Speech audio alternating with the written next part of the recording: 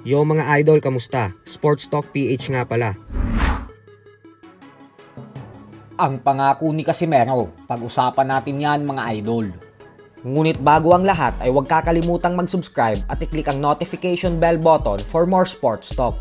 So bagamat nga po inaasahan na lalabas bilang underdog ang ating pambato na si former 3 Division Champion angas ng Pinas General Casimero sa nalalapit niyang laban sa susunod na buwan kontra sa Mexican former World Champion Luis Nery, ay nananatili pa rin kumpiyansa si Cuadro Alas na siya talaga ang magtatagumpay sa laban.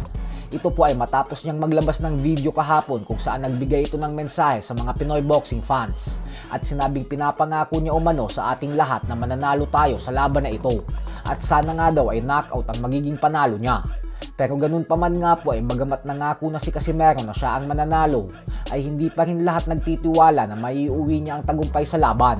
Ito po ay dahil ang mismong dating trainer ni Cuadro Alas na si Pingping Tipora ay prangkang sinabi na kay Luis Nery niya ititiwala ang kanyang bulsa. Paliwanag ni Pingping na kahit umano isa siyang Pilipino ay sa Meksikano daw siya pupusta. Isang patunay lamang ito na hindi niya nakikitang mananalo si Casimero sa paparating na laban. Dahil sa pahayag na ito ni Pingping ay halo-halo ang naging reaksyon ng mga fans. May mga sumang-ayon sa kanya pero may mga hindi rin natuwa. Ganun pa man nga po ay sa bandang huli ay nakasalalay pa rin naman kay Casimero kung mananalo siya sa laban. Magdedepende ang lahat sa kung anong klaseng performance ang ipapakita niya sa bakbakan at syempre sa paghahanda na ginagawa niya ngayon. Dapat talaga ay 100% ang kanyang kondisyon dahil dekalibring fighter talaga ang makakasagupa niya.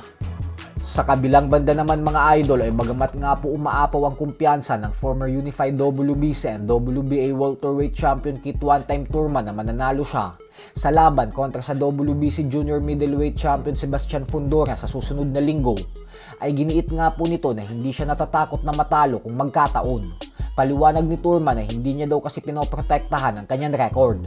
Hindi kagaya sa karamihan ng mga kampiyon ngayon na takot at ingat na ingat sa mga undefeated records nila. Ayon kay Turman ay kung matalo man daw siya, hindi matalo. Ganyan naman daw talaga kasi ang boxing. Subalit nagbanta din nga po si Turman matapos itong sabihin na kung may fighter man umano na makakatalo sa kanya, ay sinisigurado niya daw na hindi magiging madali ang panalo ng boksingero na yon laban sa kanya. Kasi papahirapan at bubugbugin niya rin umano ito. Hindi daw siya yung tipo ng fighter na nagpapatalo at susuko na lang nang hindi lumalaban. Kasi sa bawat pagkakataon umano na sumasampa siya sa ibabaw ng lona, ay pinapahirapan niya ang lahat ng mga nakakatapat niya.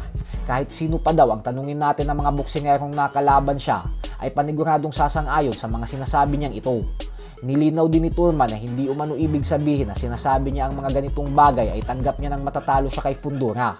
Ang gusto niya lang umanong sabihin at ipaintindi sa mga tao ay hindi siya natatakot matalo at handa siyang sumugal lagi sa malalaking laban kahit siya pa ang dehado. Pero umaapaw pa rin daw ang tiwala niya sa kanyang sarili na masisilat niya ang higanting kampiyon sa susunod na linggo.